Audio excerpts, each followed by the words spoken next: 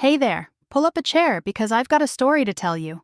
It's not an easy one, but it's mine, and maybe it'll hit home for you too. My name's Ellie Harper, I'm 34, and I work as a project manager for a tech startup in Portland, Maine. Life was humming along, busy, sure, but I thought I had a handle on it. That is, until one rainy morning last spring, when a single text from my mom flipped my world upside down. Picture this. I'm sipping coffee, scrolling through emails before a big meeting when my phone buzzes. It's Mom. Her message reads, "We changed all the locks on the front door and also the gate code. We no longer trust you." I freeze, my mug halfway to my lips. The words don't compute. I read them again, then a third time, waiting for my brain to catch up. Trust me? I've been paying the $4,800 monthly mortgage on our family's seaside cottage in Camden for 3 years straight. I've poured over $170,000 into that place, and now they're locking me out? Let me back up because you need the full picture to understand how I ended up here. Growing up in Camden, a sleepy coastal town where lobster boats bob in the harbor and tourists clog the streets every summer, our family had a certain order. My parents, Tom and Linda Harper, ran a small bookstore downtown. They were warm, community-loved folks, but at home, their love had a clear favorite. My younger sister, Chloe. She was the golden child, the one with the big laugh and the bigger dreams, even if those dreams rarely came with a plan. Me? I was the steady one, the one who got things done. And I was okay with that, or at least I told myself I was. Chloe's birthdays were the stuff of legend. Think backyard carnivals with cotton candy machines and live music.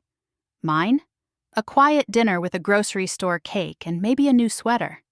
When I aced my exams, Dad would pat my shoulder and say, "That's our Ellie." But when Chloe scraped by with a C in English, Mom would throw a pizza party to celebrate her effort. They'd say, "Chloe needs a little extra encouragement, Ellie.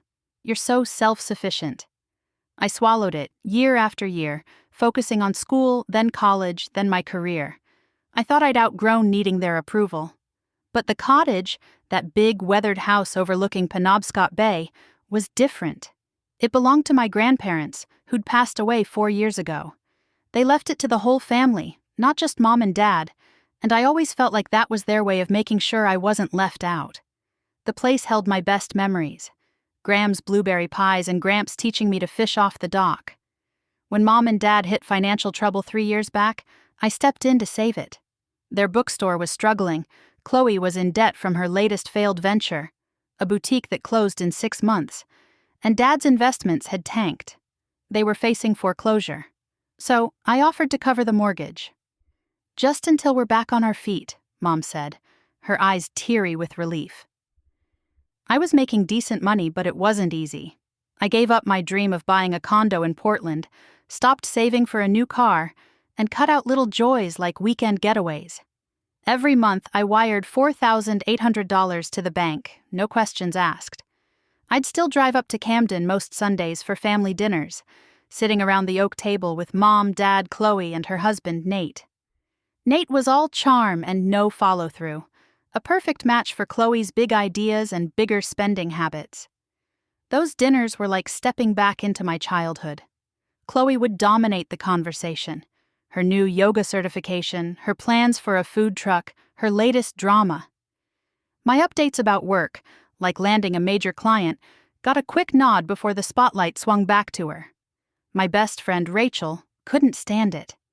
"Ellie, you're bankrolling their life, and they treat you like a footnote," she'd say over drinks at our favorite Portland dive bar. My boyfriend, Sam, was gentler but just as worried. "I just want you to feel seen," he'd murmur, pulling me close after another draining dinner. Still, I kept paying, telling myself the cottage was worth it. It was our family's anchor, the one thing that tied us to Graham and Gramps. I didn't expect a parade, but I thought they valued what I was doing. That is, until that text. "We no longer trust you." The words burned into me. I hadn't been near Camden in weeks, too swamped with a project deadline. But Chloe had apparently told Mom she saw me lurking near the cottage one night, acting suspicious. It was a lie, and a flimsy one. but it was enough for them to cut me out. I called Rachel, my voice shaking. They changed the locks, Rach. I'm paying for the house, and they're locking me out because Chloe made up some story. That's it, she snapped. You're done being their doormat. Cancel the payments, Ellie. They don't get to treat you like this and keep cashing your checks. I sat on my couch, staring at the text, my thumb hovering over the reply button. Rachel's words echoed in my head, but so did Sam's quieter plea. You deserve better. For the first time, I wondered if I'd been wrong to think family meant carrying everyone else's weight. I typed a response to Mom. Got it. Smart move. But you missed something. I didn't say what. I wasn't sure myself yet. But as I set my phone down, a spark of something new flickered inside me. Anger, yes, but also resolve. Before I go on, let me ask, have you ever had a moment where your family's choices left you questioning everything? What did you do? I'd love to hear about it. For me, that text was the start of a journey I never saw coming, one that would test everything I thought I knew about love, loyalty, and standing up for myself.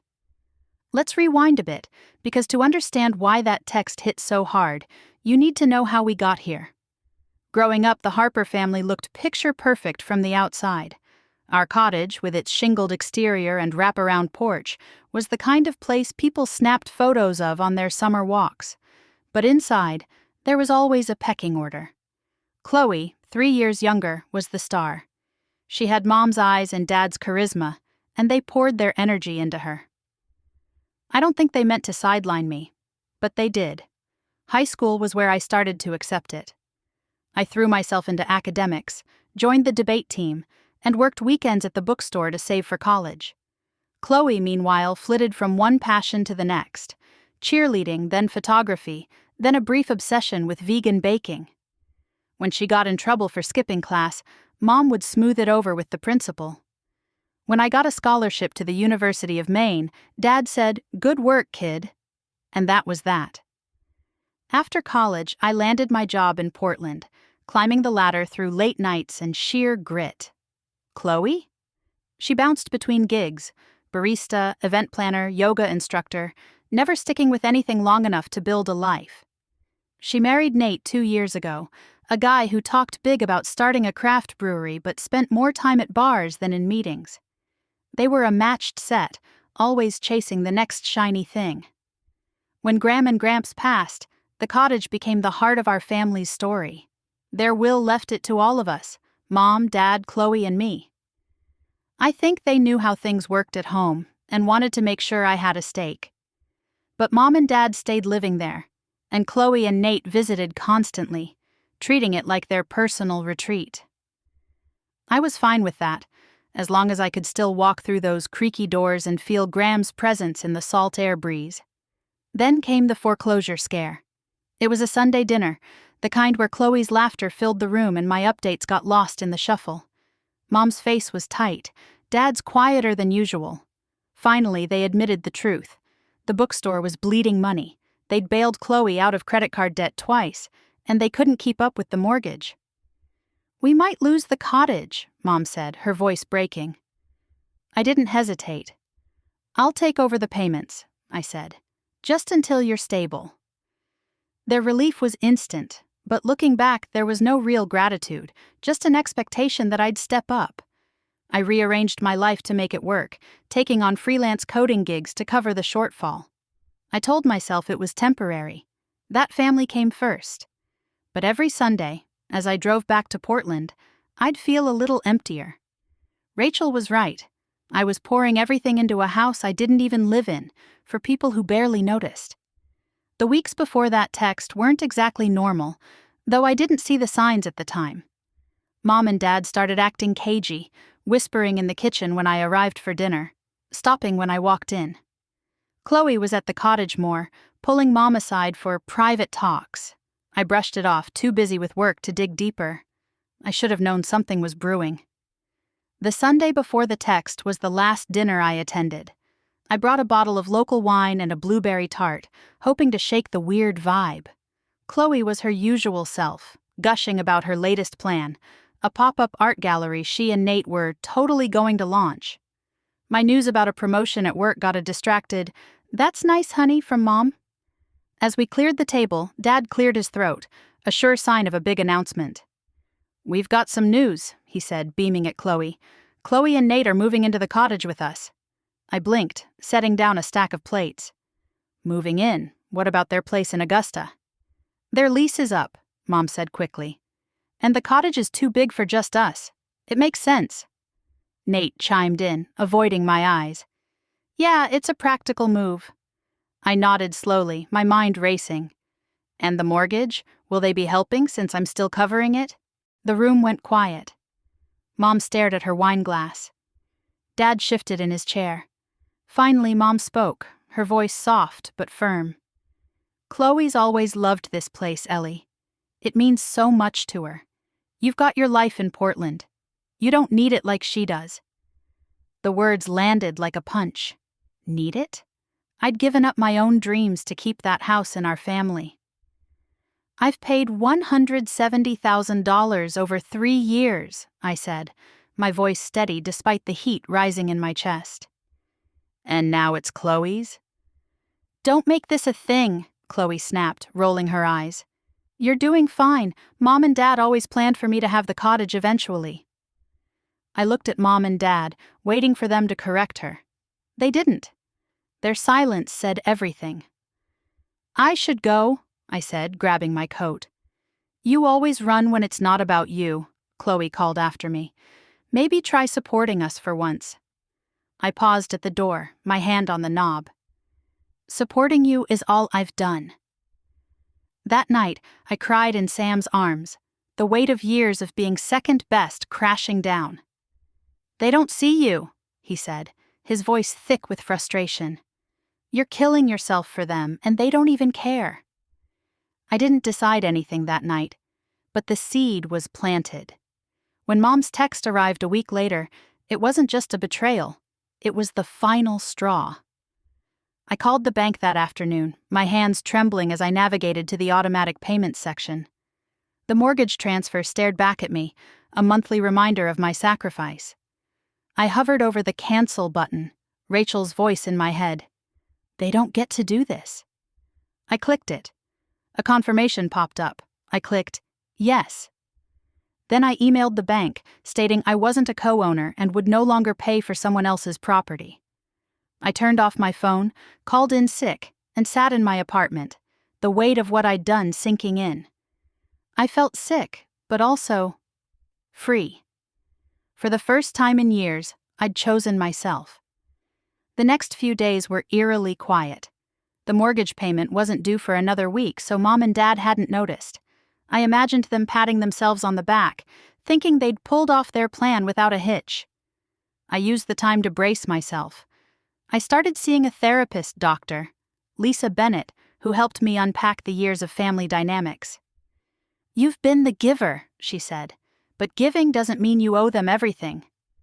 Sam was my rock, cooking dinner when I couldn't eat, reminding me I wasn't the villain. Rachel, true to form, was ready to march to Camden and give my family a piece of her mind. "You're doing the right thing," she insisted. "Let them face the mess they made." On the 4th day, my phone lit up. The bank had called Mom about a missed payment. Chloe's voicemail was pure venom. "Ellie, what the hell? You're screwing us over because you're jealous? Fix this." Dad texted next. "This is unacceptable. You owe us an explanation." Mom's message was softer but no less manipulative. "Sweetie, there's been a mix-up. We changed the locks because of some local break-ins. You're still welcome here. Call about the bank, please." Break-ins? Camden hadn't had a burglary in years. It was a lie, and a bad one. I didn't respond. The barrage continued. Texts, calls, even a message from my cousin Jake, who'd clearly been fed their version of the story. "Ellie, family sticks together. Why are you doing this?" I met Rachel for coffee, my stomach in knots. "They're acting like I'm the bad guy," I said. "Like I'm abandoning them." "They're gaslighting you," she replied. "They locked you out of a house you've paid for. You're not the one who broke this family," Dr. Bennett echoed her. "You're setting a boundary, Ellie. That's not betrayal, it's survival." As the bank's notices piled up, I knew the cottage was slipping away. Part of me grieved for it. Graham's laughter, Gramps' stories. But another part of me was waking up. I'd spent years trying to earn a place in my family, but maybe the real fight was for a place in my own life. Stick with me, because this is just the beginning. The fallout was coming, and it would change everything. Do you ever feel like you're standing on the edge of a cliff, knowing one step could change everything? That's where I was, a week after I canceled the mortgage payments on our family's cottage in Camden. I'm Ellie Harper, and if you're just joining me, let's catch you up. My parents, Tom and Linda, locked me out of the house I'd been paying for, all because my sister Chloe spun a lie about me being a threat. I'd spent 3 years pouring my savings into that place, only to learn they'd promised it to her. So, I stopped paying. And now, the storm was breaking. The first wave hit when the bank's missed payment notice landed in my parents' mailbox. My phone became a battlefield. Chloe's texts came in hot, each one sharper than the last. "You're so selfish, Ellie. You're ruining our lives over a tantrum." Dad's voicemails were clipped, like he was issuing orders. "This isn't how we raised you. Call the bank and fix it." Mom's messages tried for guilt, her words soft but heavy. "We're your family, Ellie. How can you do this to us?" I let most of them go unanswered, my heart pounding every time my phone lit up. But it wasn't just them. Word spread through Camden like wildfire. My cousin Jake, who ran a lobster shack down by the harbor, called to lecture me. "Family doesn't turn their back, Ellie. You're making your mom cry." Even Mrs. Callahan, our old neighbor who used to slip me cookies when I mowed her lawn, sent a note. "I'm disappointed in you, dear. Your parents need you." I wanted to scream. Didn't anyone see what they'd done to me? I was the one locked out, the one who'd given everything, and somehow I was the villain.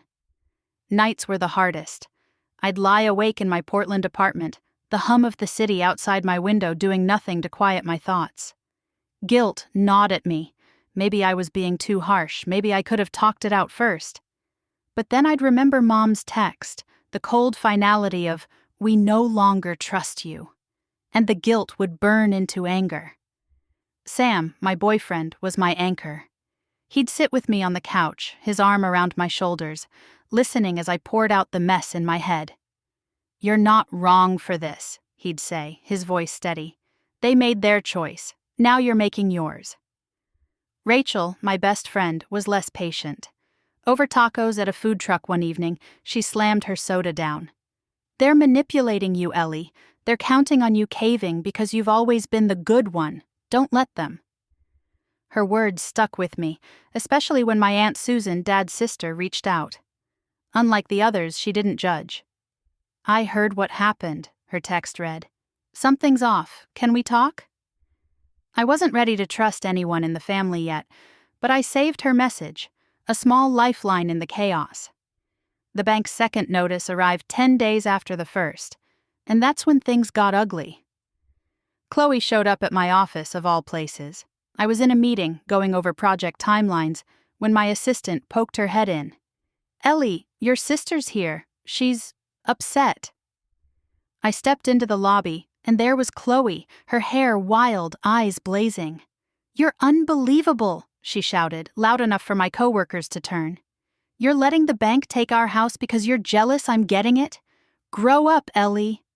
I kept my voice low, though my hands were shaking. "You lied about me, Chloe. You told Mom and Dad I was a threat to get me out of the picture. I'm done paying for your free ride." Her face twisted. "It's not about me. It's about Mom and Dad, the cottage, our family. You're tearing it apart." "Me?" I stepped closer, my voice rising despite myself. "I paid $170,000 to keep that house. What have you done besides take it?" She didn't answer, just stormed out, leaving me to face the curious stares of my colleagues. My boss, Greg, called me in later, his tone gentle. "Everything okay? That looked intense." I gave him the short version, family drama, nothing that would affect my work. He nodded. "Take care of yourself, Ellie. Let me know if you need a day." His kindness almost broke me. Why was it easier to get understanding from my boss than my own parents? That night, I met with Dr. Lisa Bennett, my therapist. I'd started seeing her right after the text, and her calm presence was like a lifeboat. "They're escalating because they're scared," she said, leaning forward in her chair. "You've disrupted a system where you were the provider and they were the takers. That's threatening to them." "But why am I the one who feels like garbage?" I asked, my throat tight. "I know they're wrong, but I keep wondering if I'm destroying everything." She looked at me, her eyes kind but firm. "You're grieving, Ellie. Not just the cottage, but the family you thought you had. It's okay to feel this. It doesn't mean you're wrong to protect yourself." Her words helped, but the pressure kept building. My parents started looping in extended family, and soon I was getting texts from uncles and cousins I hadn't seen in years. Most bought Mom and Dad's story, that I was throwing a fit over money and abandoning them. But Aunt Susan called one evening, her voice hesitant. "Ellie, I don't know the whole story, but your mom said you're refusing to help with the cottage. That doesn't sound like you. What's going on?" I took a deep breath and told her everything. The mortgage payments, Chloe's lie, and the locks. She was quiet for a long time. "I had no idea," she finally said. "I'm sorry, Ellie. I'll talk to your dad." I didn't expect much, but it felt good to have someone listen. Meanwhile, the bank wasn't slowing down. A formal default warning landed at the cottage, according to Aunt Susan, who'd become my reluctant spy. Mom and Dad were in a panic, scrambling to apply for loans they had no chance of getting. Chloe and Nate, with their spotty credit and no steady income, were even worse off. Part of me, the part that still remembered Chloe's little girl giggle as we hunted for seashells, felt a pang. But then I'd think of her in my office, spitting venom, and the pang faded. Sam suggested I talk to a lawyer just to cover my bases. I booked a consultation with Karen Walsh, a family law attorney Rachel recommended. Karen's office was a cozy space in downtown Portland, with photos of her kids on the desk. I laid out the situation, showing her bank statements and the text from Mom. "Legally, you're in the clear," she said, scanning the documents. "The mortgage is in your parents' names. You are making voluntary payments, not contractual ones. They can't force you to continue." "What if they sue?" I asked, my stomach twisting. "They could try," she said, "but they'd have a flimsy case. You've got proof these were temporary payments. Look at this text from your dad saying, 'Until we're stable.' That shows intent. Keep all your records, just in case." Her confidence eased some of my fear, but not all of it. Back home, I showed Sam the notes from the meeting. "You're doing everything right," he said, pulling me into a hug. "But this is heavy. Let's get out of town for a day and clear your head." We drove up the coast one Saturday, winding through pine forests to a quiet beach. The air was crisp, the waves crashing against the rocks. We walked for hours, not talking much, just letting the ocean drown out the noise in my head.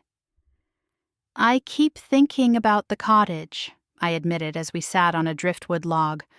"All those summers with Graham and Gramps. It's like I'm losing them all over again." Sam took my hand. "You're not losing them, Ellie. Those memories are yours, no matter what happens to the house. But you can't keep setting yourself on fire to keep your family warm." His words hit deep, echoing what Dr. Bennett had said about grief and boundaries. I wasn't just fighting for the cottage, I was fighting for myself, for the right to be more than the family's fixer. The next blow came from an unexpected place. Chloe somehow got Greg's number, my boss's, and called him, spinning a wild story about me having a breakdown and needing help. I found out when Greg pulled me aside after a team meeting. "Your sister called," he said, his brow furrowed. "She sounded intense. Said you're not yourself. I'm not buying it, but I wanted to check in." I felt my face burn, humiliated that my family's mess had spilled into my work. "She's lying," I said, my voice tight. "It's about money, not me. I'm fine, Greg. I promise it won't affect my performance." He nodded, his expression softening. "I know you, Ellie. You're solid. Just watch your back with her." I thanked him, but inside, I was reeling. Chloe's stunt wasn't just desperate, it was cruel. That night, I blocked her number, along with Mom and Dad's. Aunt Susan was the only family member I kept open, her texts a rare bright spot. "Your parents are falling apart," she wrote one evening. "They didn't think you'd stick to this. Chloe's telling everyone you're out to ruin her." "Let her," I replied. "I'm done playing her game." But it wasn't that simple. The guilt came in waves, especially late at night when I'd stare at old photos. Me and Chloe building sandcastles, Mom laughing in Graham's kitchen. Had I gone too far? Was I tearing our family apart? Dr. Bennett helped me sort through it. "You're not responsible for their choices," she said. "They're adults. They chose to exclude you, to lie. Your job is to protect your peace, not fix their mistakes."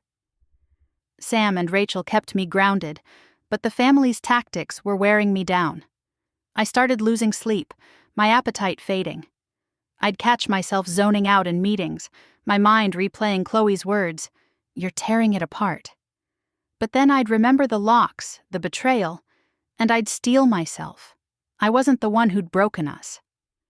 A month after I stopped the payments, Aunt Susan called with news that shifted the ground again. "They're holding a family meeting," she said. "At my place next weekend. They want you there, Ellie. I think you should come." I hesitated. Part of me wanted to stay far away, to keep building my life without their chaos. But another part, the part that still hoped for some kind of resolution, wondered if this could be a chance to say my piece. "Who's going to be there?" I asked. "Tom, Linda, Chloe, Nate, a few others. Your Uncle Mike, maybe that lawyer friend of your dad's, Paul Reed. It's getting serious. The bank's talking about foreclosure." My heart sank, but I pushed it down. "I'll think about it," I said. After hanging up, I talked it over with Sam. "If you go, I'm going with you," he said firmly. "You're not facing them alone." Rachel was less enthusiastic. "It's a trap, Ellie. They'll guilt trip you into paying again." I called Karen Walsh, my lawyer, for advice. "If you go, bring documentation," she said. "Bank statements, texts, anything showing what you've paid and how they treated you. And don't commit to anything on the spot. You're in control here." As the weekend approached, I felt like I was gearing up for battle. The cottage was slipping away, and with it the last threads of the family I'd known. But I wasn't the same Ellie who'd written those checks without question. I was learning to stand tall, even if it meant standing alone. What would you do, facing a room full of people who've taken you for granted? Would you walk away, or fight for your truth? I didn't know what I'd find at that meeting, but I knew one thing. I wasn't going back to being the family's doormat. Do you ever walk into a room and feel like the air itself is against you? That's what it was like stepping into Aunt Susan's living room that Sunday afternoon. I'm Ellie Harper, and if you've been with me so far, you know my family's been tearing itself apart over a cottage in Camden, Maine, a place I've poured my heart and savings into, only to be locked out by my own parents, Tom and Linda, on my sister Chloe's say-so. I'd stopped paying the mortgage, and now the bank was circling. The family meeting Aunt Susan called was my chance to face them, to say what I'd been holding in for years. But as I gripped my folder of documents with Sam by my side, I wasn't sure if I was walking into a conversation or a war. Aunt Susan's house smelled like fresh bread and coffee, a stark contrast to the tension waiting inside. Sam squeezed my hand as we crossed the threshold. "You've got this," he whispered, "and we're out the second you say so." I nodded, my stomach churning. The living room was packed. Mom and Dad on the couch, Chloe and Nate in armchairs, Uncle Mike by the window, and a guy in a stiff blazer, probably Paul Reed, Dad's lawyer friend. Aunt Susan greeted us with a tight smile, guiding us to a pair of chairs across from everyone. The room went quiet, all eyes on me, and I felt like a defendant in a trial I hadn't signed up for. Dad spoke first, standing like he was addressing a town hall. "Ellie, thank you for coming. The bank's moving toward foreclosure. We have 60 days to catch up on the mortgage, or we lose the cottage. We need to sort this out." His voice was calm, but his hands were clenched, betraying the strain. I kept my tone even, though my pulse was racing. "Why am I here, Dad? You made it clear the cottage isn't mine. You changed the locks, remember? Mom's eyes filled with tears, her hands twisting a tissue. Ellie, please, this is your grandparents' home. How can you let it go like this? Her words stung, but I held my ground. I didn't let it go, Mom. You pushed me out. I paid $170,000 to keep that house, and you told me Chloe deserved it more. Chloe leaned forward, her face flushed. Here we go again. Always about the money with you, Ellie. You're acting like a martyr, but you're just mad you're not the favorite for once. The room tensed, but I didn't flinch. I opened my folder and slid Mom's text across the coffee table for everyone to see. This is what you sent me, Mom. We no longer trust you. Because Chloe lied about me being a threat. I wasn't even in Camden that week. Paul Reed, the lawyer, picked up the paper, his brow furrowing as he read. I wasn't aware of this, he said, glancing at Dad. This changes the context. It doesn't change anything, Chloe snapped, her voice rising. Ellie's always been jealous. She's doing this to punish me because Mom and Dad love me more. Love? I shot back, my voice sharper than I intended. I gave up buying my own place, my savings, and my peace to save that house. What have you given, Chloe? Name one thing.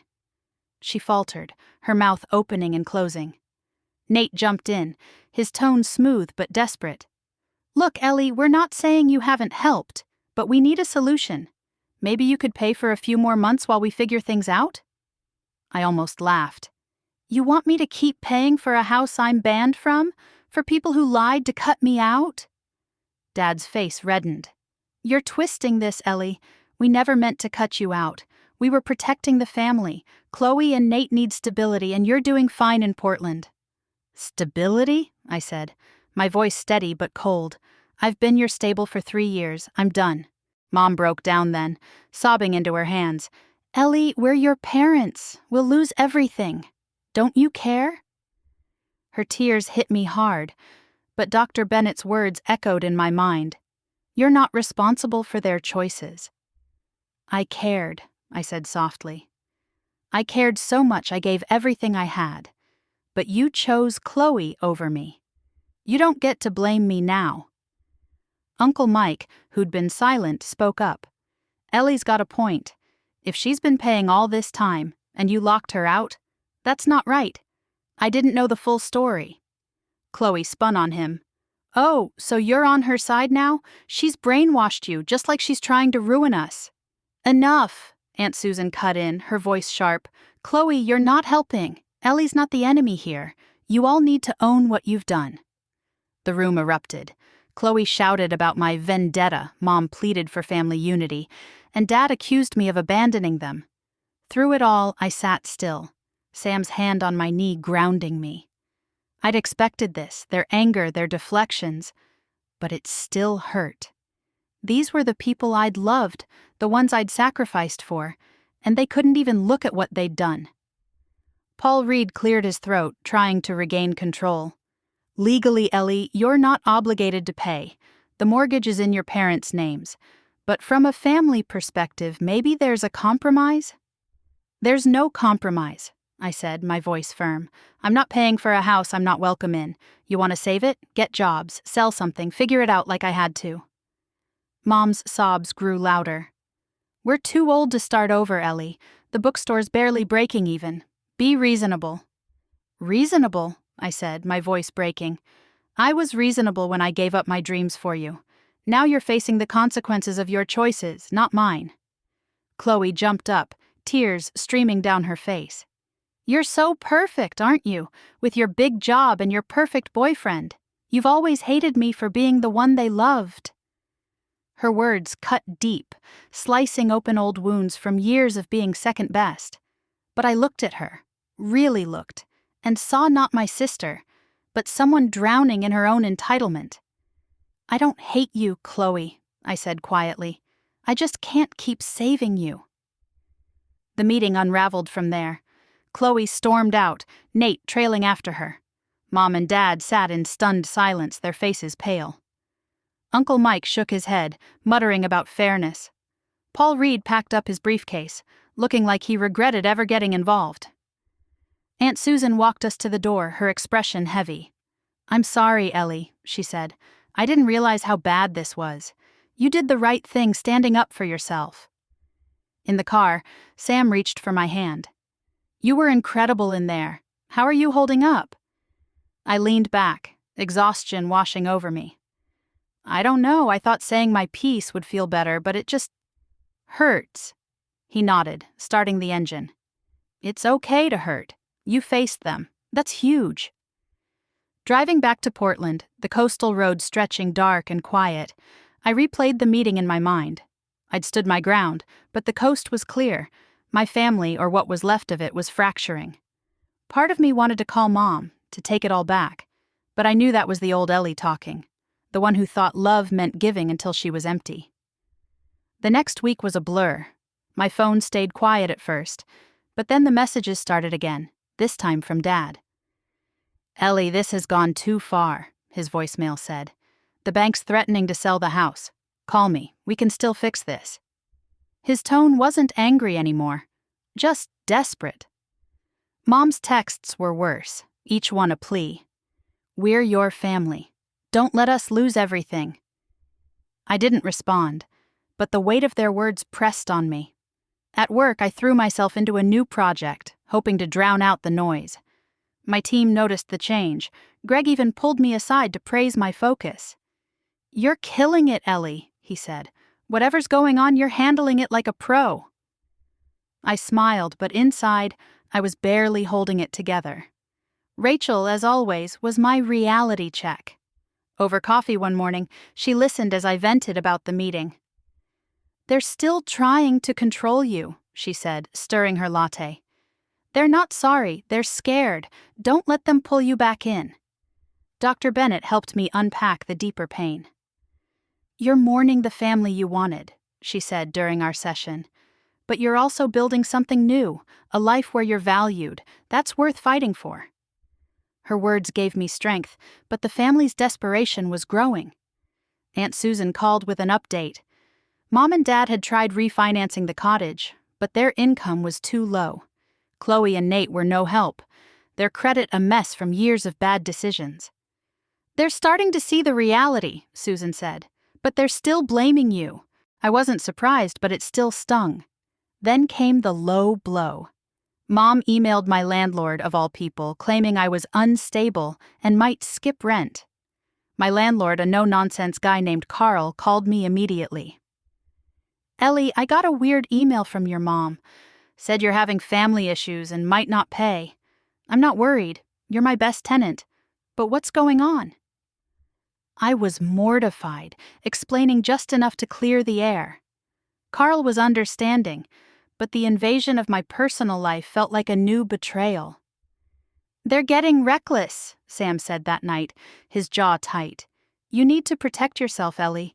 This isn't just about the cottage anymore." On Karen Walsh's advice, I tightened my boundaries. I blocked Mom, Dad, and Chloe on all platforms, keeping only Aunt Susan's line open. I also met with a financial advisor, Mark Chen, to review my situation. Without the mortgage draining me, my savings were rebounding. "If you keep this up," Mark said, "you could buy your own place in Portland within a year. That's a game changer." The idea of my own home, not my family's, but mine, lit a spark I hadn't felt in years. Sam and I started talking about our future, about maybe moving in together when my lease was up. "I want a life with you, Ellie," he said one evening, cooking pasta in my tiny kitchen. "One where you're not carrying everyone else's baggage." His words were a lifeline, but the grief lingered. I'd catch myself staring at the ocean from my office window, remembering nights at the cottage with Graham's stories and Gramps' guitar. Losing the house felt like losing them, but I was starting to see that those memories didn't live in the walls, they lived in me. As the bank's deadline loomed, Aunt Susan sent a final update. "They're out of options, Ellie. The cottage is headed for a short sale, your mom's a wreck, and Chloe's not speaking to anyone. I know this is hard, but you're not the one who broke this." Her words were a small comfort, but the pain of standing firm was real. I was learning that freedom came with a cost, and I was paying it every day. But for the first time, I was choosing myself, and that choice was starting to feel like power. Have you ever had to face a room full of people who didn't see your worth? How did you find the courage to hold your ground? I'm still figuring it out, but the fight's not over yet. The bank's next move was coming, and so was my family's last stand. You know that moment when you realize the ground you're standing on isn't as shaky as you thought? That's where I found myself, a few weeks after the family meeting that tore open every wound I'd tried to ignore. I'm Ellie Harper, and if you've been following my story, you know I've been fighting to break free from a family that took me for granted. My parents, Tom and Linda, locked me out of our Camden cottage, the one I'd been paying the mortgage on for 3 years, because my sister Chloe convinced them I was a threat. I stopped the payments, faced them down at Aunt Susan's, and now the bank was closing in. But the fight wasn't over, and neither was I. The days after the meeting felt like walking through fog. I'd said my piece, laid out the truth about the $170,000 I'd poured into the cottage, and walked away with Sam by my side. But the silence that followed was deafening. No calls, no texts, just the hum of my life in Portland, and the weight of what I'd done. I kept expecting relief, but instead I got restlessness. Had I been too hard? Was there a way to fix this without losing myself? Those questions haunted me, especially at night when the city's lights couldn't drown out my doubts. Then the storm picked up again. Aunt Susan called one chilly morning as I was grabbing coffee before work. "Ellie, they're spiraling," she said, her voice low. "The bank's set a date for a short sale. Your parents are packing up, and Chloe's blaming everyone but herself. I think your mom's starting to crack." "Crack how?" I asked, stirring my latte, my heart thudding. "She's been talking to me, admitting they mishandled things with you. Not fully, but it's something. Your dad's still stubborn, though. And Chloe, she's a mess. She and Nate are fighting nonstop." I didn't know what to feel, pity, anger, or just exhaustion. "Thanks for the update, Susan. I'm not sure what to do with it yet." "Take your time," she said, "but they're starting to see they can't bully you back into line." Her words stuck with me, but so did the news about the short sale. The cottage, Graham's garden, Gramps' old fishing nets, was slipping away for good. I drove to Camden one evening, not to see my family, but to say goodbye on my terms. I parked near the harbor, a block from the cottage, and watched the lights flicker in its windows. A young family was touring it with a realtor. Their laughter carried on the salt air. It hurt, but it also felt right. The house deserved a new story, one without our baggage. Back in Portland, I doubled down on protecting myself. My family's stunt with my landlord, Mom's email claiming I was unstable, had shaken me. Sam urged me to get ahead of any more surprises, so I met with Karen Walsh, my lawyer, again. Her office was warm, with a view of the waterfront, but her tone was all business. "They're getting desperate," she said, reviewing my latest bank statements. "I've seen families pull stunts like this when money's on the line. We need to lock things down." "What else can they do?" I asked, my fingers tight around my water glass. "They could try to claim your payments were a gift, not a loan, to guilt you legally. Or they might escalate with harassment. Have you noticed anything odd, like unauthorized logins to your accounts?" My stomach dropped. "Not yet, but I'll check." Karen handed me a checklist. Change all passwords, freeze my credit, notify my bank of potential fraud. "And keep documenting everything," she said. "Every call, every email. If they cross a line, we'll be ready." That night, I followed her advice, sitting at my kitchen table with a glass of wine, updating every password I had. Sam watched, his brow furrowed. "This is insane, Ellie. They're acting like you owe them your life." "I know," I said, my voice small, "but I'm not letting them drag me down with them." He reached across the table, his hand warm over mine. "You're stronger than you know, and I'm here, every step." The next blow came from Dad. He sent an email, forwarded through Aunt Susan since I'd blocked him. "Ellie, the bank's moving fast. We're losing the cottage unless you step in. I know we hurt you, but this is bigger than that. We're your parents, please." It was the closest he'd come to an apology, but it still rang hollow. No mention of the locks, no acknowledgement of Chloe's lie. I saved the email but didn't reply, letting Dr. Bennett's words guide me. Healthy relationships require mutual respect. Work became my refuge. My team was rolling out a new software platform, and I threw myself into it, earning praise from Greg for my leadership. But Chloe wasn't done. She sent a letter, handwritten, mailed to my office, full of venom. "You've always been selfish, Ellie. You're destroying Mom and Dad because you can't handle me being loved. I hope you're happy now." I read it once, then tucked it into my file for Karen. It wasn't about happiness. It was about survival. Rachel, over drinks one night, was livid. "She's unhinged," she said, tearing a napkin to shreds. "Writing to you like that? She's trying to break you, don't let her." "I'm trying," I said, my throat tight. "But it's like they're all waiting for me to fold." "Then don't," she said, her eyes fierce. "You're building something real, your career, your life with Sam. They don't get to take that." Aunt Susan's updates kept coming, painting a grim picture. Mom and Dad had rented a small apartment in Rockland, a downgrade from the cottage's sweeping views. Chloe and Nate were crashing with friends, their marriage buckling under the strain. "Your mom's been crying a lot," Susan said during one call.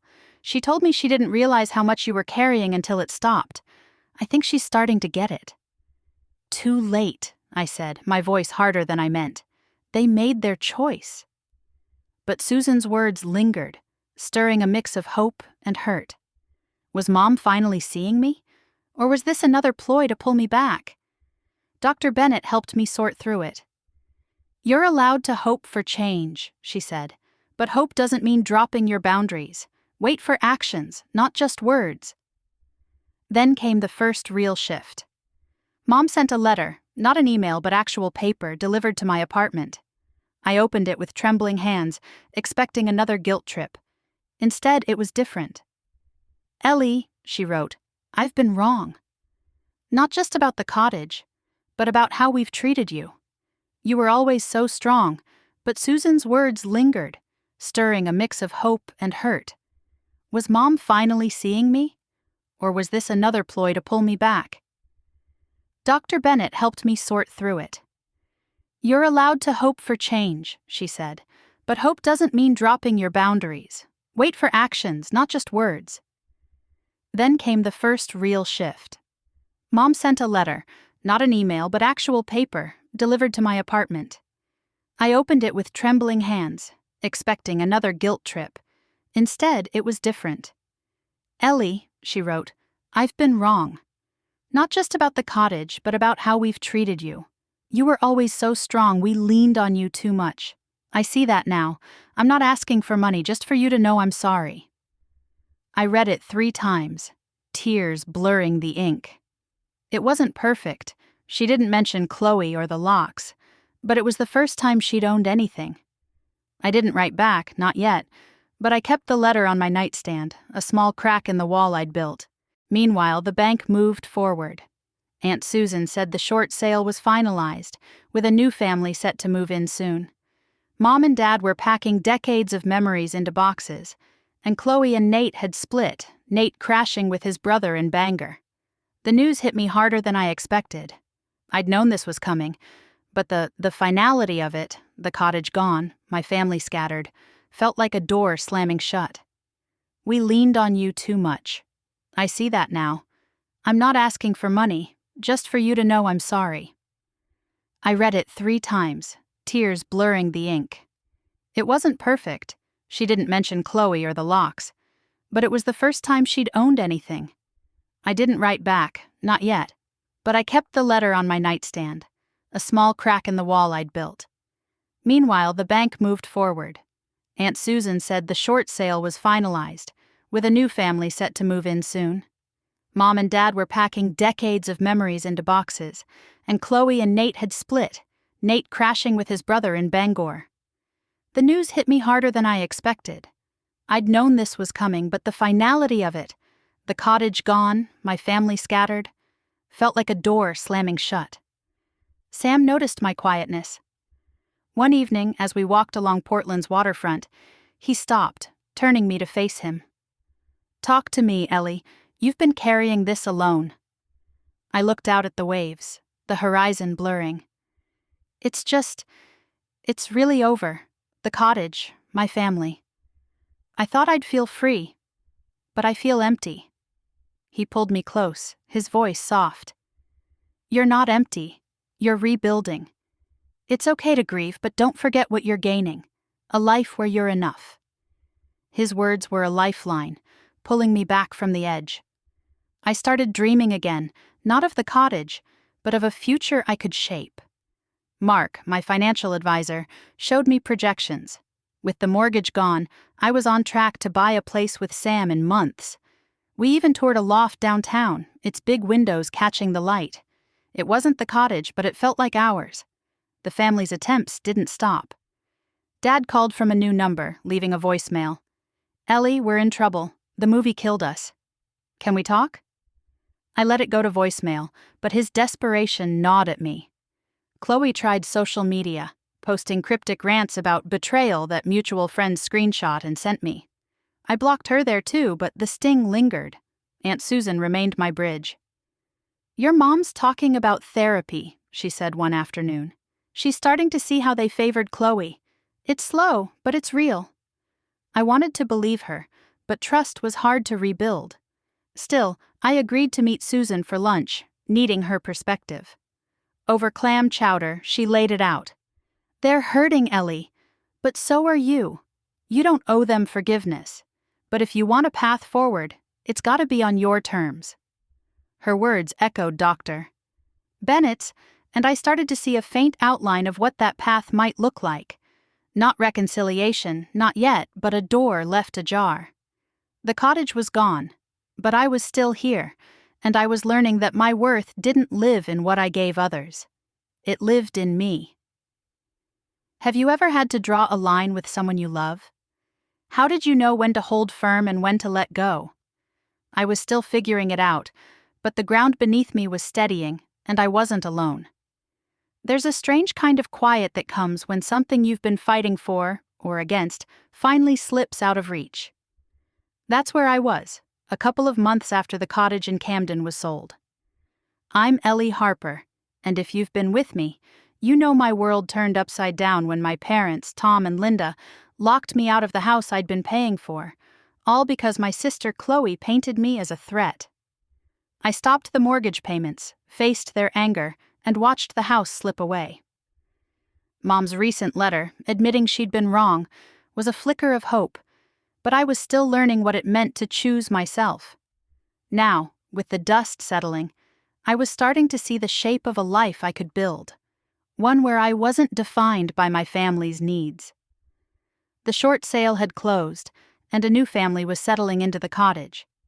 Aunt Susan told me they were fixing up the porch, painting it a bright blue that Graham would have loved. Knowing the house was alive with new laughter eased the ache, but it didn't erase it.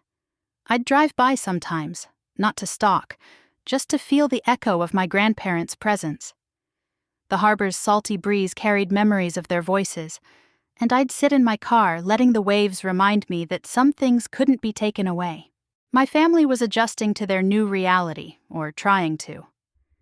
Mom and Dad had moved into their Rockland apartment, a cramped place with thin walls and no view of the sea.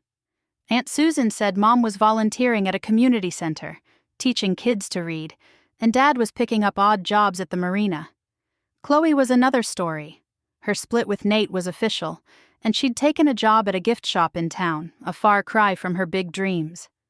Susan said she was bitter, lashing out at anyone who'd listen, but I'd blocked her, so her anger reached me only through whispers. Mom's letter still sat on my nightstand, its words heavy with a sincerity I wasn't used to. I hadn't responded, but I thought about it constantly. Sam noticed, catching me staring at it one morning over coffee. "You're wrestling with it, aren't you?" he said, sliding a muffin my way. "Yeah," I admitted, crumbling the muffin's edge. "It's the first time she's ever really seen me. But I don't know if I can trust it. Not after everything." He leaned across the table, his eyes steady. You don't have to decide now. Take it slow, Ellie. You're allowed to protect yourself. His support was everything, especially as my family's attempts to reach me shifted. Dad sent a text through Susan, short but softer than before. I was wrong to take you for granted. Can we talk sometime? I saved it, but didn't reply. The old Ellie would have jumped to fix things, but I was learning to wait for more than words. Work was my anchor.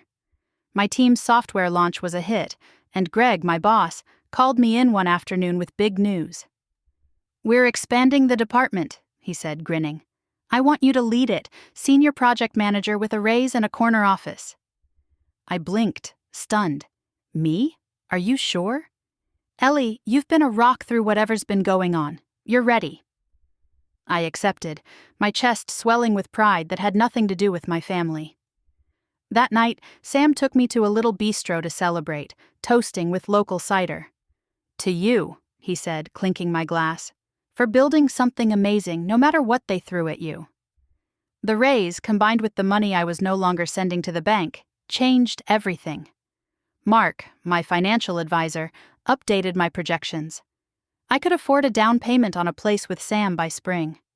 We started browsing listings, dreaming of a home that was ours, maybe a fixer-upper with a view of Portland's skyline. It felt like planting a flag in my own future. But the past wasn't done with me. Chloe crossed a line again, this time showing up at Rachel's cafe during my lunch break. I was laughing over a sandwich when she walked in, her face pale but defiant. "We need to talk," she said, ignoring Rachel's glare. I set my fork down, my heart sinking. "I've got nothing to say, Chloe." She sat anyway, her voice low. "You've ruined everything. Mom and Dad are broke. I'm alone. And it's all because you couldn't handle not being the center of attention." Rachel started to intervene, but I held up a hand. "You're wrong," I said, my voice calm but firm. "I gave everything to keep that house. You lied to push me out and they chose you. This is on them, not me." Her eyes welled up, but her jaw stayed tight. "You always thought you were better than me. Now you've got your perfect life and I've got nothing." I looked at her, really looked, and saw not my sister, but a stranger trapped by her own choices. "I don't have a perfect life," I said. "I'm just done carrying yours." She left without another word, and Rachel hugged me tight. "You handled that like a queen," she said. "She's grasping at straws." Dr. Bennett helped me process it. "Chloe's projecting her pain onto you," she said during our session. "You're not responsible for her happiness, just like you're not responsible for your parents' choices." "But why does it still hurt?" I asked, my voice cracking. "Because you love them," she said simply. "Love doesn't mean you have to sacrifice yourself. You're redefining what family means, and that's hard." Her words gave me clarity, but the real test came when Mom asked to meet. Susan passed along the request. Coffee at a neutral spot in Rockland, just the two of us. I hesitated, remembering the locks, the lies. But her letter had cracked something open, and I wanted to see if it was real. I agreed, but with Sam's advice in mind. Go as you, not as their fixer. The cafe was cozy, with mismatched mugs and the scent of fresh scones. Mom was already there, looking smaller in a worn sweater, her eyes nervous. "Ellie," she said, standing to hug me. I let her, but kept my distance, sitting across the table. "Thanks for coming," she said, her voice shaky. "I've been thinking a lot. Losing the cottage, it made me see things. We were wrong, Ellie, I was wrong. I leaned on you because you were strong, and I gave Chloe too much because she was fragile. It wasn't fair." Her words hit deep, stirring a mix of relief and anger. "You locked me out, Mom," I said, my voice steady. "You believed Chloe's lie and told me I wasn't trusted. Do you know what that did to me?" Her face crumpled, tears spilling. "I know, I was scared, and Chloe was so convincing. I should have talked to you, I'm so sorry." I nodded, my throat tight. "I hear you, but sorry, don't undo it. I gave everything, and you chose her." She reached for my hand, but I pulled back. "I want to make it right," she said. Not with money, I know that's gone, but with us. Can we try? I looked at her, seeing the mom who'd braided my hair as a kid, but also the one who'd let me fade into the background. Maybe, I said. But it's got to be different. I'm not the same Ellie. We talked for an hour, careful and raw, like stepping onto thin ice. She shared her struggles, Dad's pride, Chloe's. I nodded, my throat tight. I hear you. But sorry, don't undo it. I gave everything, and you chose her. She reached for my hand, but I pulled back. I want to make it right, she said. Not with money, I know that's gone, but with us. Can we try? I looked at her, seeing the mom who'd braided my hair as a kid, but also the one who'd let me fade into the background. Maybe, I said, but it's gotta be different. I'm not the same Ellie. We talked for an hour, careful and raw, like stepping onto thin ice. She shared her struggles, Dad's pride, Chloe's spiral, her own guilt. I shared pieces of my life, my promotion, my plans with Sam, but kept my walls up. As we parted, she asked, Will we do this again? Let's see, I said, not committing. It wasn't forgiveness, but it was a start. Back in Portland, life was moving forward. Sam and I signed a lease on a 2-bedroom apartment, a sunny place with a balcony where we could sip coffee and watch the city wake up. Moving in together felt like a promise, not just to him, but to myself. This is our beginning, he said, carrying boxes up the stairs. No one else get to write this story. Her own guilt. I shared pieces of my life, my promotion, my plans with Sam, but kept my walls up. As we parted, she asked, Can we do this again? Let's see, I said, not committing. It wasn't forgiveness, but it was a start. Back in Portland, life was moving forward. Sam and I signed a lease on a 2-bedroom apartment, a sunny place with a balcony where we could sip coffee and watch the city wake up. Moving in together felt like a promise, not just to him, but to myself. This is our beginning, he said, carrying boxes up the stairs. No one else gets to write this story. At work, my new role was challenging, but thrilling, my team looking to me for direction. Greg even hinted at a future VP spot, a possibility I'd never dared dream of. Rachel, ever my cheerleader, threw a housewarming party for us, toasting to Ellie's badass new life. But the family's shadow lingered. Aunt Susan said Mom was seeing a counselor, digging into why she'd favored Chloe. Dad was quieter, still working at the marina, but he'd stopped pushing. Chloe, though, was a wild card. Susan heard she'd been telling locals I'd stolen her inheritance, a lie that didn't gain traction but still stung. Karen Walsh, my lawyer, kept me prepared. They're calming down, she said, but stay vigilant. If Chloe escalates, we'll handle it. I updated my security, even adding a camera to our new place just in case. One evening, as Sam and I cooked dinner, I found myself staring at Mom's letter again. You're thinking about her, he said, chopping onions. Yeah, I said. I want to believe she's changing, but I'm scared it's a trap. He set the knife down, pulling me close. You'll know when it's real. Trust yourself, Ellie. You've earned that. He was right. I was learning to trust my instincts, to value my own voice. The cottage was gone, but I was building something better. A home, a career, a life where I wasn't second best. The road was still rough, but I was walking it with eyes wide open. Have you ever had to rebuild trust with someone who hurt you? How did you decide when to open the door? I was still learning, but every step felt like claiming a piece of myself back. There's a moment when you realize healing isn't a straight line. It's a winding path, full of unexpected turns. That's where I was, a few months after moving into my new apartment with Sam in Portland. I'm Ellie Harper, and if you've been following my story, you know I've been rebuilding my life after my parents, Tom and Linda, locked me out of our family cottage in Camden, the one I'd paid the mortgage on for 3 years, because my sister Chloe convinced them I was trouble. I stopped the payments, the cottage was sold, and Mom's recent apology over coffee cracked open a door I wasn't sure I wanted to walk through. Now, I was learning to balance hope with caution, all while a new challenge loomed. Our apartment was starting to feel like home. Sam and I had hung string lights on the balcony, and every morning we'd sit there with coffee, watching the city hum to life.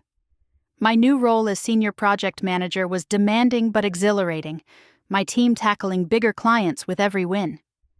The money I'd once sent to the bank was now piling up in savings, and we'd started talking seriously about buying a place. A small house, maybe, with a yard for a dog. It was the kind of future I'd never let myself imagine back when I was carrying my family's weight. But the past has a way of creeping in. Mom's apology had left me hopeful but wary, and I hadn't reached out since our coffee meeting. Aunt Susan kept me updated. Mom was still in therapy, working through her guilt, while Dad was spending long hours at the marina, avoiding the reality of their downsized life.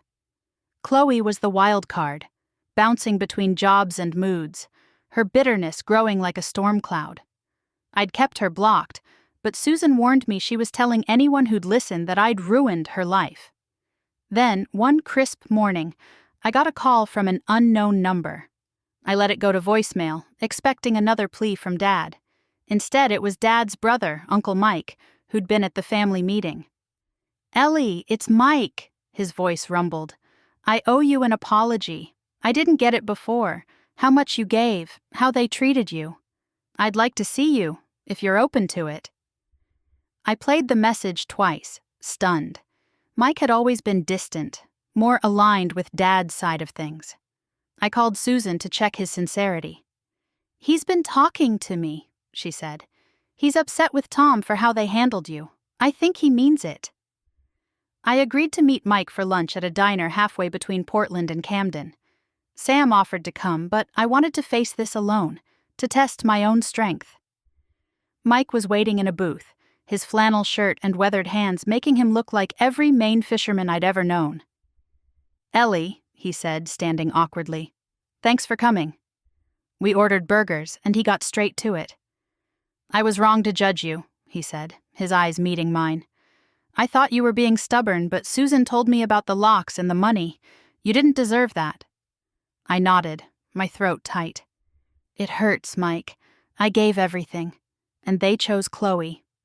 He sighed, rubbing his neck. "Your dad's stubborn, and Linda... She's always tried to fix Chloe by giving her too much. But they're starting to see it. Linda's been talking about you, saying she messed up badly." His words stirred a warmth I hadn't expected, but I stayed guarded. "I appreciate that, but I need more than talking. They broke something big." "I get it," he said. "Just know not everyone's against you. I'm here if you need me." Driving back, I felt a shift, not forgiveness, but a sense that the narrative was changing. Mike's apology was a small bridge, one I wasn't ready to cross but could see in the distance. Work kept me grounded. My team landed a major contract, and Greg threw an office party to celebrate, complete with local craft beer and lobster rolls. I was in the middle of a toast when my phone buzzed with a text from Susan. "Chloe's at it again. She's been calling family, saying you owe her money from the cottage. Be careful." My stomach sank. Chloe's lies were nothing new, but this felt different, calculated. I called Karen Walsh, my lawyer, the next day. "She's spreading rumors," I said, pacing my office. "Saying I stole her inheritance. Can she do anything with this?" Karen's voice was calm but firm. "Legally, she's got nothing. The cottage was in your parents' names and you weren't obligated to pay. But she could try to stir up trouble, maybe push for a civil suit to harass you. Keep your evidence, texts, bank records, and document any contact." I followed her advice, saving Susan's text and checking my accounts for anything suspicious. Sam was furious when I told him. "She's desperate," he said, tossing a dish towel on the counter. "She's got no claim, but she's trying to hurt you because she's hurting." Dr. Bennett helped me unpack it. "Chloe's reacting to her own losses," she said, her pen tapping her notebook. "But you're not her punching bag. You've set boundaries. Now hold them." Holding them wasn't easy. Chloe's rumors reached my extended family, and I got a few hesitant texts from cousins asking if it was true. I replied with the facts, $170,000 paid, locks changed, lies told, and most backed off, some even apologizing. But the stress was wearing me down, showing up in sleepless nights and a tightness in my chest. Then came a surprise. Dad reached out, not through Susan, but with a letter mailed to our apartment. I opened it with Sam beside me, my hands unsteady. "Ellie," he wrote, "I've been a fool. I let Chloe's stories cloud my judgment, and I didn't see what you were doing for us. Losing the cottage woke me up. I'm not asking for money, just a chance to make things right. I'm sorry." It was the most direct he'd ever been, and it hit me hard. I cried, not out of sadness, but from the weight of finally being seen. "What do you think?" Sam asked, rubbing my back. "It's real," I said, wiping my eyes. "But I'm not ready to let him back in. Not yet." Dr. Bennett agreed. "This is progress," she said.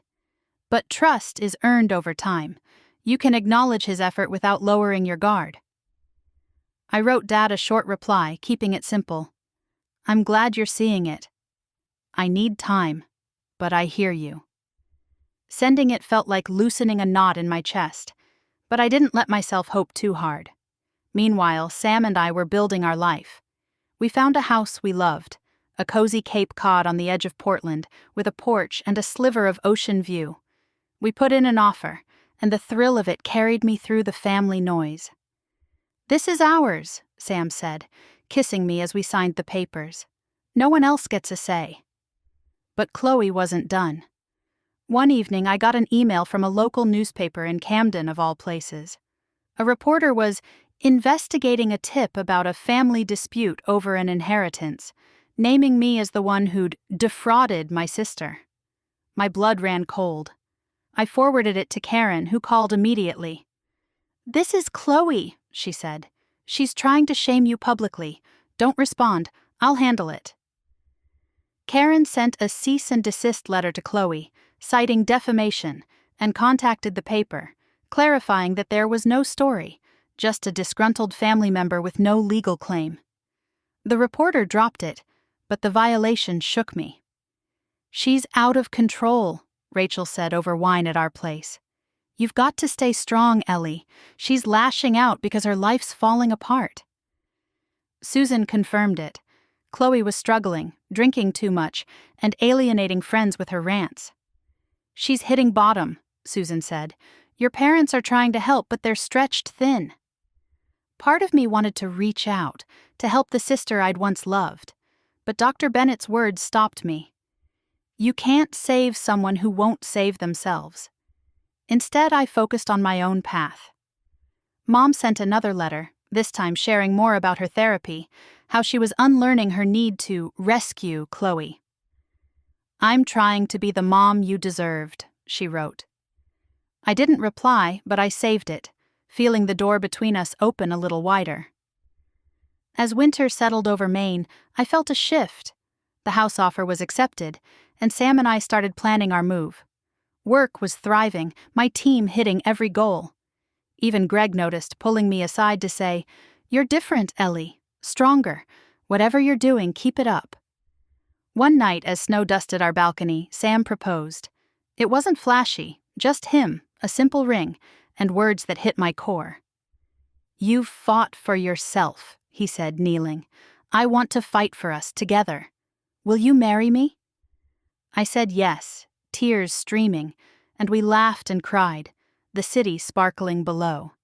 It was a moment of pure joy, untangled from my family's shadow. Rachel threw us an engagement party, and even Susan came, toasting to Ellie's new chapter. But the past lingered. Susan said Mom and Dad were planning a visit to Portland, hoping to see me. I wasn't ready, but I told Susan I'd think about it. Chloe's silence worried me more. Her desperation could spark another stunt. I was stronger, yes, but I knew the road ahead wasn't clear. Have you ever had to balance a new beginning with the pull of old wounds? How did you keep moving forward? I was learning, one step at a time, that my story wasn't about what I'd lost, but what I was brave enough to build. Do you ever stand at the edge of a new day, knowing you've earned every ray of light breaking over the horizon? That's where I am now, looking back on a year that broke me open and built me anew. I'm Ellie Harper, and if you've walked this road with me, you know it started with a text from my mom, Linda, locking me out of our family cottage in Camden, the one I'd paid for, month after month, only to see my sister Chloe handed the keys. I stopped the payments, watched the house slip away, and fought to find my worth beyond my family's shadow. Sam's proposal and Chloe's last desperate jab at me through a newspaper tip were the final sparks. This is the story of how I closed one chapter and stepped into another, brighter one. Winter was fading into spring, and Portland was waking up, buds on the trees, the harbor glittering under softer skies. Sam and I were deep in wedding plans, keeping it small but ours, a cliffside ceremony with the ocean as our witness. Our new house, a cozy Cape Cod with creaky floors and big dreams, was coming together, paint cans and laughter filling the weekends. My job as senior project manager was soaring, with whispers of a VP role on the horizon. Life felt full, like a cup brimming over, but my family's pull lingered, a quiet current beneath the surface. Aunt Susan was my tether to them. She called one morning as I was unpacking dishes in our new kitchen. "Ellie, your parents want to visit," she said. "They're asking to see you, maybe have dinner. No pressure, but they're trying." I set a plate down, my heart tugging. Mom's letters and Dad's apology had softened the edges of my hurt, but trust was a fragile thing. "What's their angle?" I asked, wary. "No angle, I think," Susan said. "Linda's been different since therapy, more honest. Tom's quieter, but he's listening to her. Chloe's another story. She's been laying low, but I don't trust it." Chloe's newspaper stunt, accusing me of fraud, still stung. Karen Walsh, my lawyer, had shut it down, but the audacity of it left a mark. "I'll think about it," I told Susan, "but it's got to be on my terms." Sam backed me up that night, stirring soup on the stove. "If you're ready, I'll be there," he said. "But don't let them pull you back into old patterns." Dr. Bennett, my therapist, echoed him. "You're in control, Ellie," she said, her voice calm. "You can meet them without owing them anything. Define what you want from this." What I wanted was closure. Not a full reunion, but a chance to see if they could meet me as equals. I agreed to dinner at a Portland restaurant, a neutral space with good lobster bisque and no family ghosts. Sam would come, and I told Susan to make it clear. No Chloe, no ambushes. The dinner was set for a quiet evening. I wore a sweater that made me feel strong, my engagement ring catching the light as Sam and I walked in. Mom and Dad were already there, looking out of place in the upscale dining room. Mom stood first, her eyes bright with nerves. "Ellie," she said, her voice breaking. Dad nodded, his hands fidgeting. We sat, and the small talk was stiff. Weather, the drive from Rockland, my job. Then Mom took a breath, her hands clasped tight. "We've been wrong, Ellie," she said. "Not just about the cottage, but your whole life. We leaned on you because you were strong, and we gave Chloe everything because she was falling apart. It was unfair, and I'm so sorry." Dad cleared his throat, his voice rough. "I didn't see it," he said. "I thought you were fine, that you didn't need us like she did. I was blind. Locking you out, that was my failure too." Their words landed heavy, stirring a storm of relief and pain. "You believed Chloe's lie," I said, my voice steady but raw.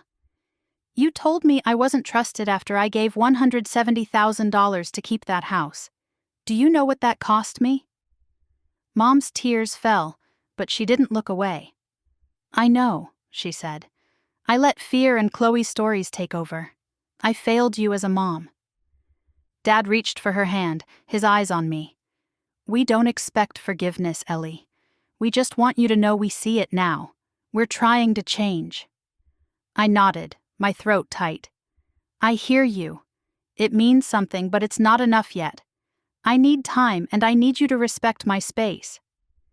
They agreed, and we talked a little more, about their new life, my wedding plans, and the house Sam and I were building. It wasn't a fairy tale fix, but it was honest, a foundation we might build on someday. Leaving the restaurant, Sam squeezed my hand. "You were incredible," he said. You said what you needed and you didn't bend. I feel lighter, I admitted, the night air cool against my skin. Not fixed, but like I can breathe. The next week I focused on our house. We painted the living room a soft gray, hung photos from our travels, and planted herbs in the yard. Work was thriving, my team closing another big deal. Rachel threw a bridal shower, filling our place with laughter and love. Even Uncle Mike sent a card wishing us joy. Life was blooming, but Chloe's silence hung like a shadow. Then, one afternoon, she broke it. I was at the office reviewing a client pitch when my assistant buzzed me. Ellie, someone's here. She says she's your sister. My heart sank. I walked to the lobby, and there was Chloe, thinner than I remembered, her eyes hard but desperate. We need to settle this, she said, her voice low. You owe me for what you did. I crossed my arms, keeping my voice calm. I owe you nothing, Chloe. You lied to Mom and Dad, pushed me out, and tried to ruin me. This is over. Her face twisted, tears spilling. You took everything. The cottage, my marriage, my life. I was supposed to have that house. No, I said, stepping closer. You were supposed to earn your own life. I gave up mine to save that house, and you let them lock me out.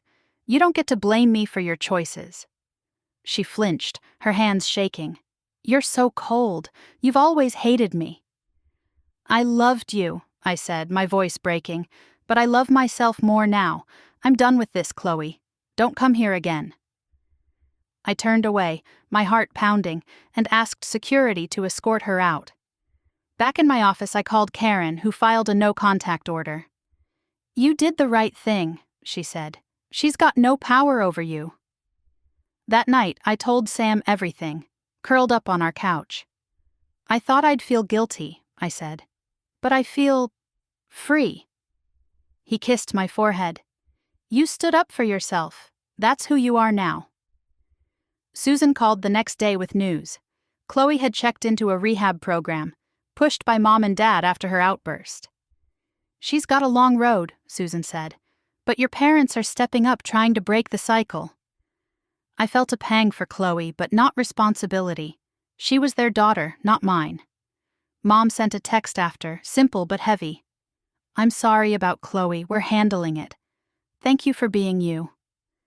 I didn't reply, but I saved it, a sign they were trying. Dr. Bennett and I wrapped up our sessions soon after. You've rewritten your story, she said, smiling. You know your worth now. Keep it close. I did. The wedding was perfect. Sam in a suit, me in a dress that flowed like the sea, and Rachel and Susan by my side. Mom and Dad came, sitting quietly, respecting my boundaries. We exchanged nods, a silent promise to keep trying. Chloe wasn't invited, a choice that felt right. Now, months later, I'm standing in our yard, the ocean breeze carrying the scent of summer. Our house is a home, filled with our laughter and our dreams. I'm up for that VP role, my career a testament to my grit. Mom and I meet sometimes, slow conversations over tea, rebuilding piece by piece. Dad joins occasionally, his pride softening into something warmer. Chloe's still in recovery, and we don't speak, but I wish her healing from afar. Looking back, I see the girl who gave everything to be loved, who thought family meant carrying their burdens. That text, "We no longer trust you," was a wound, but it was also my wake-up call. I learned that love isn't sacrifice. It's respect, reciprocity, and the courage to say, I am enough. I drive by the cottage sometimes, its blue porch alive with a new family's joy. It's not mine anymore, but neither is the pain it held. I carry Graham and Gramps in my heart, their lessons of strength guiding me. Sam comes up behind me now, his arms warm. Happy? He asks. More than I ever thought I could be, I say, leaning into him. This is my story, but maybe it's yours too. Have you ever had to let go to find yourself? What did it teach you about your own worth? I'd love to hear. For me, the hardest step was the first, canceling that payment, choosing me. Every step since has been a victory, a dawn I fought for, and one I'll never let fade.